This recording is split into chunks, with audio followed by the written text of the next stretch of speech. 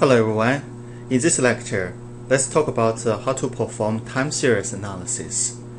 In this lecture, I want to introduce the AR, MA, and ARMA model to you. In the next lecture, I want to introduce the COF model to you. Before we learn the analysis models for processing time series data, let's give a formal definition to time series data. Time series data refer to data that change over time. We have a lot of practical examples of time series data. For example, stock prices, GDP of a country, sales revenue growth of a company, and so on. The table on this slide shows everyone a very good example of time series data. These are data about stock prices. Can you tell me the key features of this dataset? Can you tell the difference between this dataset and the datasets we used in the linear regression analysis? I think we need to pay attention to two key features. First, besides the closing price of a stock, we have a new column called date now. In the date column, we record the data of date when we received each closing price of the stock. Also, in the date column, the date data are in a sequential order. The interval between two date data are just 1 day apart. The second key feature is, besides date and closing price, we don't have any independent variables. Do you remember in the linear regression analysis, besides the dependent variable, the stock price, we still have some independent variables columns. But in this dataset, except for date and closing price, we don't have any independent variable columns. So without independent variable, how can we analyze a time series dataset? In practice, we have 3 options to analyze a time series data. They are AR model, MA model, and the ARMA model. Let's talk about them one by one. The AR model represents autoregression model. This model believes that the current value in a time series is highly related to the previous values in this time series. People say Rome is not built in 1 day. Then the current value in a time series should be developed from the previous values in this time series as well. For example, stock prices. The reason we get today's stock price is because the stock prices have reached certain values in the previous trending days. If our assumption is valid, we can present the AR model by using the first mathematical equation on this slide. YT represents the current value in the time series. For example, today's stock price. YT minus 1 represents the value of the previous time spot. For example, the stock price of yesterday. YT minus 2 represents the stock price of the day before yesterday, and so on and so forth. As long as we can find out the values for the coefficients, beta 1, beta 2, beta 3, and so on, we can build a predictive model to forecast what would be the stock price of tomorrow. This is how we use the AR model. The second option is called the MA model. It represents moving average. This model believes that since we don't know what would be the independent variables to our time series data, let's treat the unknown independent variables as residuals or error terms, epsilon. Do you remember in the linear regression model, we treat all the unknown independent variables, all the independent variables our model failed to capture as epsilon as well, right? We do the same in the MA model. Today's stock price is influenced by a group of unknown factors. We use epsilon t to represent them. As we said in the AR model, today's stock price is related to the previous stock prices. The stock price of yesterday was influenced by another group of unknown factors. We use epsilon t minus 1 to represent them. The stock price of the day before yesterday was influenced by the third group of unknown factors. we use epsilon t minus 2 to represent them. So if we want to analyze today's stock price, we have to consider all of these unknown factors. We combine them together to predict today's stock price. That will be the second mathematical equation on this slide. The third option is called the ARMA model. It represents autoregressive moving average model. This model believes that both AR and MA models have good points, so why don't we combine them together? That would give us a more comprehensive view when we analyze the current value in a time series data set. So the ARMA model is basically a combination of AR and MA models. No matter which model we use, before we perform a time series analysis, we must check if our data set follows an important assumption. It's called a stationary data assumption. This assumes that the mean and the variance must be constant throughout our data set. The charts on this slide are good examples. The chart on the top shows us an example of a stationary data set. The chart at the bottom shows us an example of a non-stationary data set. Notice that in the stationary data set, the data values change around a central line. So if I randomly select two time periods, let's say P1 and P2, right? Let's randomly select two same time period, P1 and P2.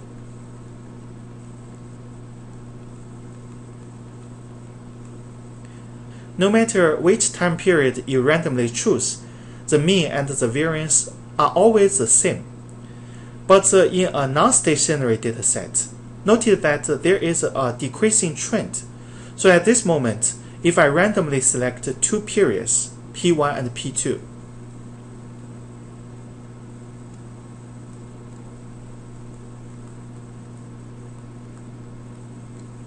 the mean of P2 is less than the mean of P1. That means you don't have a constant mean in the data set. So if you notice that there is a trend in a data set, either an increasing trend or a decreasing trend, then that data set is definitely a non-stationary data set. What should we do if the data set is non-stationary? We need to use something called diffing to transform it into a stationary data set. Diffing refers to a process of subtracting one previous data value from the current data value. Let's see an example. We have a data set X. It has values 5, 4, 6, 7, 9, 12, and 12. If you draw these values into a chart, you can see that there is an increasing trend existing in the chart. So X is a non-stationary data set. I want to use diffing to transform it into a stationary data set. This is what I will do. I want to subtract 4 from 5, and then I give the result 1 to the transformed data set. Then I want to subtract 6 from 4. I give the result -2 to the transformed data set. Then I want to subtract 7 from 6. I give -1 to the transformed data set. Then I want to subtract 9 from 7.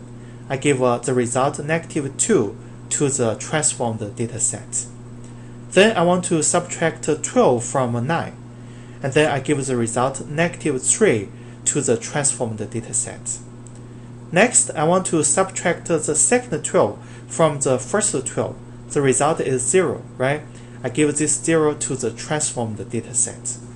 What about the second 12 in the original data set? Because we don't have any value to subtract from the second 12, so in the transformed data set, we can ignore the second 12 in the original data set. Notice that every time when you do a diffing, the last value in the original data set will be gone. After the diffing process, we get the transformed data set X1. If you draw these new values into a chart, we don't see an evident trend existing in the data set. So we can assume that we have transformed the non-stationary dataset X into a stationary dataset XY. But after one-time diffing, if you still see an evident trend existing in the dataset, you can do another diffing process until you don't see an evident trend existing in the dataset. This is how you do diffing. But diffing could be a very challenging process, right? Usually we don't do diffing on our own. We need to use the software to find out how many diffing we need to do in order to get the best model. I want to use an example to show everyone how to do diffing and then apply the AR, MA, and ARMA model to a dataset. Let's see the example in the R software. I want to use the GDP per capita in the US from the year of 1960 to the year of 2016 as a time series data example. First, we need to download this dataset. The way of downloading it is to use a third-party interface. It's called a WDI. We want to access to the World Bank database through WDI interface. First, let's download the package.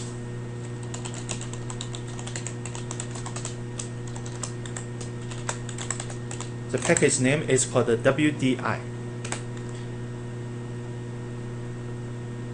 And then you can choose your favorite mirror site to download this package.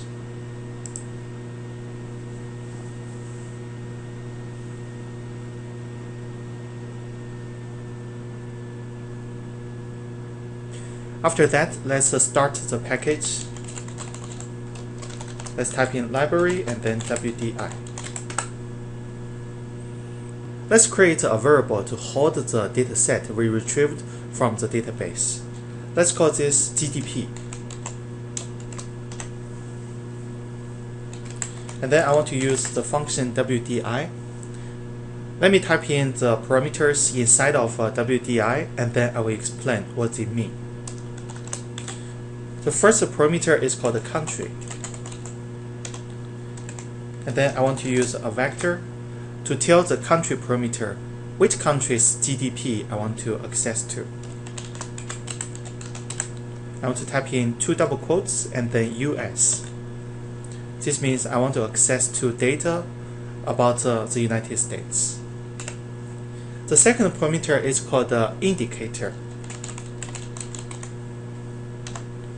This database has several copies in different Federal Reserve Bank databases.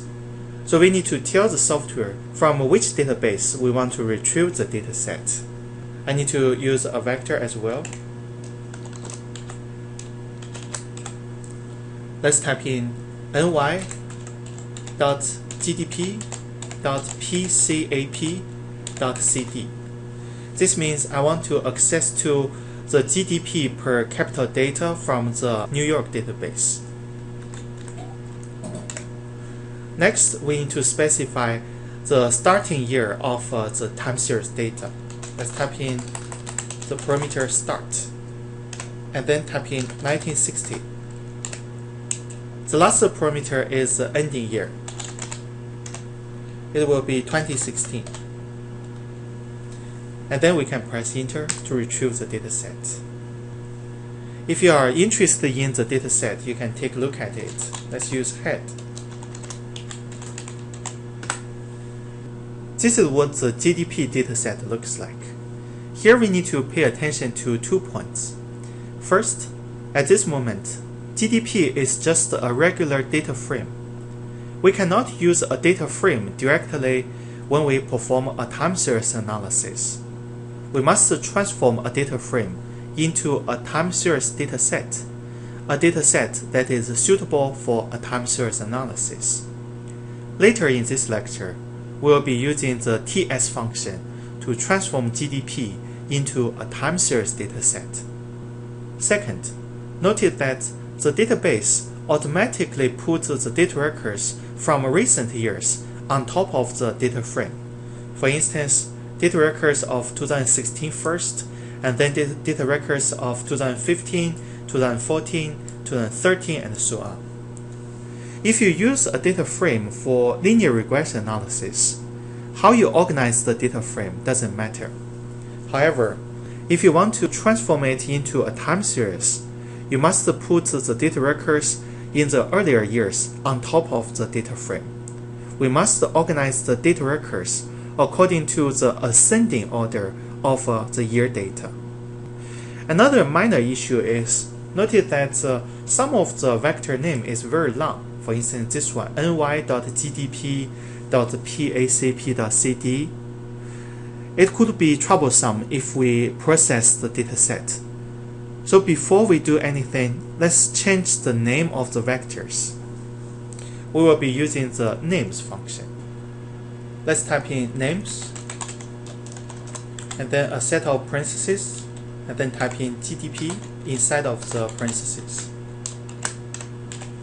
Next, I want to give a new set of names to the data frame. Let's use the C function. For the first vector, I still keep ISO2C. For the second vector, I still keep country.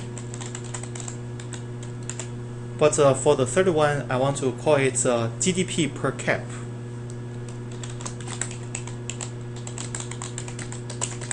This means GDP per capita of the US. For the last vector, I still keep year, and then press enter. Now let's take a look at the new GDP dataset.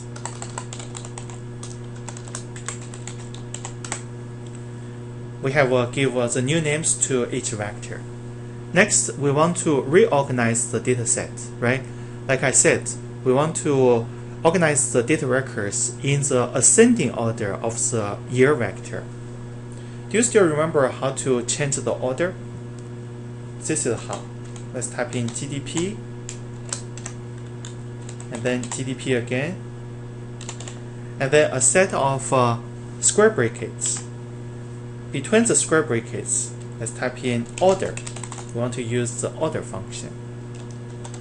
Parentheses, and then inside of the parentheses, let's type in GDP, a $sign, and then year. This means we want to organize the dataset according to the ascending order of the year vector inside of the GDP data frame. Don't forget to type in a comma between the closing parentheses and the closing square bracket, and then press enter. Let's take a look at the new GDP data frame. You see, we have changed the order of the data records. They are now in the ascending order of years. Next, let's check if our dataset follows the stationary data assumption.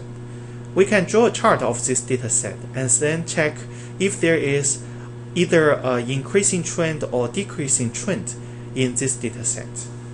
Usually, if a country is doing well, the GDP per capita will have an increasing trend, usually, because that means the productivity of this country is increasing, right? The country is developing. Let's take a look. Let's use the plot function. Plot, and then I want to use GDP per cap. I want to put this vector into the y-axis, and then a tilde sign, and then type in year. And then the second parameter is data. Data equals to GDP. Press enter. Looks like we have a very evident increasing trend inside of this data set, right? So this data set is a non-stationary data set. We need to use the software to do some diffing and then transform it into the stationary data set. We can close this chart. First, let's transform the data set into a time series data. We'll be using the TS function. In order to differentiate the time series data set from the data frame, I want to create a new variable to hold the time series data set. Let's call it US. And then I want to use the TS function. This is a function to transform the data frame into a time series data set. This is a built-in function from R, so we don't have to import or install any external package before using the TS function. We need to specify 3 parameters inside of the TS function. The first one is the dataset you want to transform into a time series dataset. In our case, we want to transform GDP per cap, this vector, into a time series data. So let's tell the TS function. We want to use GDP and then a $sign to access to GDP per cap, this vector. The second parameter is the start parameter.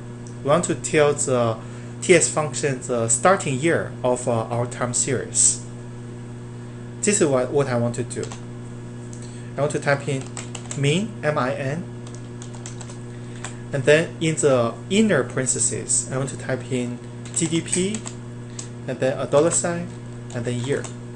What it does is the min function will look up the smallest value in the year vector. Obviously, it is 1960. And then the min value will give 1960 to the start parameter. This indicates that in our time series dataset, the data records of 1960 will be the starting point. The last parameter is end, the ending year. This is what I want to do. I want to type in max. And then in the inner parentheses, I want to type in GDP, $sign, year. The max function will find the largest value in the year vector. It's 2016, right? And then the max function will give 2016 to the end parameter of TS function. This means in our time series dataset, the last data record should be the data records of 2016. Let's press enter. Now we created a time series dataset. If you want to see this, what's inside of this dataset, simply type in US. As you can see, this is not organized in a data frame format anymore. This is a sequence of data record. Now we have transformed a data frame into a time series dataset. We are able to analyze it. As I said, diffing could be a challenging work. We really use some software package to analyze how many diffing we need to do and then find out the ARMA model. There are several options you can choose. In this lecture, I want to introduce the forecast package. It's an external package, so before we use it, we have to download and then start it. Let's download the package. The package name is called forecast. And then you can start the package.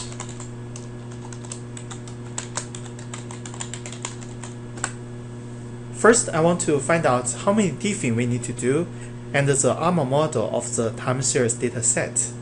The function I want to use is called auto.arima. Let's create a variable to hold the analysis result. Since the function can help us to find the optimal model of our time series data, let's call this variable USOPT. And then I want to use the auto.arima function. Here we have a arima. I in the middle represents integrated, because we will show the number of diffing, the ARMA model at the end together. It's an integrated ARMA model. So that's why we have an I in the middle. It represents integrated. The function name is called auto.arima. And then parentheses. Between the parentheses, you just give the variable that holds the time series dataset. In our case, it's US. So let's type in US. Now we get the result. If you want to see the result, simply type the variable that holds the result, USOPT. This is the result. First of all, you will see arima, and then with 3 values inside of the parentheses. Notice that the first value is for the AR model. The second value is for the number of diffing we need to do. And then the last value, this is for the MA model. How can we interpret this result? Notice that we have a number 2 in the middle. This means we need to do diffing twice on the original time series dataset in order to transform it into a stationary dataset. And then we have 1 for the AR model. That means in order to analyze the GDP per capita of this year, we need to look at 1 year back. We need to consider the GDP per capita of last year. And then we have another 1 for the MA model. This means in order to analyze the GDP per capita of this year, we also need to consider the error term of the GDP per capita of last year. We need to look at the error term 1 year back as well. If you look at the ARMA model, 1 year back means YT, which is the GDP per capita of this year, equals to beta 1 times YT minus 1. Since we only need to look at 1 year back, we don't need to look at beta 2 times YT minus 2, beta 3, YT minus 3, and so on. We just need to look at beta 1, YT minus 1. Because the number for MA model is also 1, so in our analysis model, we need to consider the error term 1 year back. We need to consider alpha 1 times epsilon t minus 1. We don't have to look at the alpha 2 times epsilon t minus 2, alpha q times epsilon t minus q. As long as we can find out the values for beta 1 and alpha 1, then we can build a predictive model. So how can we find out the values for beta 1 and alpha 1? We need to use the COEF function. Let's go back to the R software. Let's type in COEF and then parentheses. Between parentheses, let's type in the variable that holds the analysis model. It's USOPT. And then you can find out the coefficients for AR1 and the MA1. 0.43 is the value for beta 1 in our ARMA model. Negative 0.88 is the value for alpha 1 in our ARMA model. And then you can build a predictive model. YT equals to 0.43 times YT minus 1, and then minus 0.88 times epsilon t minus 1 plus epsilon t. That would be the predictive model of our time series dataset. If you want to predict the values in the next few years, you don't have to use the mathematical equation to calculate the predicted value by hand. You can use the predict function offered by the forecast package. If you want to visualize it, you can use the forecast function to draw a chart of your prediction. Let me show you. First, let's create the predicted value for the next few years. Let's say we want to predict the GDP per capita in the US in the next 5 years. We can use the predict function offered by the forecast package. Let's type in the function name predict. We need to specify 3 parameters in the predict function. The first one is the variable that holds your analysis model. It's a USOPT, right? The second parameter is called n.ahead. This is the number of years you want to predict the value for. If you want to predict 5 years, then you type in 5. If you want to predict 10 years, you type in 10. Any positive integers. And then the third parameter is called se.fit. We want to give a value t to se.fit. Press enter. And then in the middle of the result, these are the predicted value for the GDP per capita in the next 5 years. If you want to visualize the results, you can use the forecast function. Let's create a variable to hold the forecast result. Let's call this GDP forecast.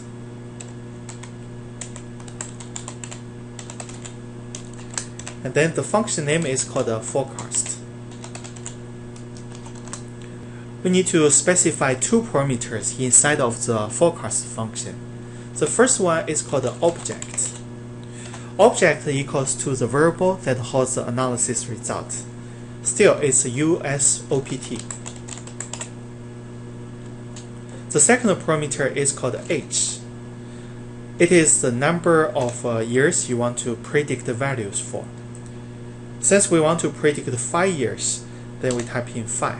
If you want to predict 6 years, you give 6 to the H parameter. Press enter.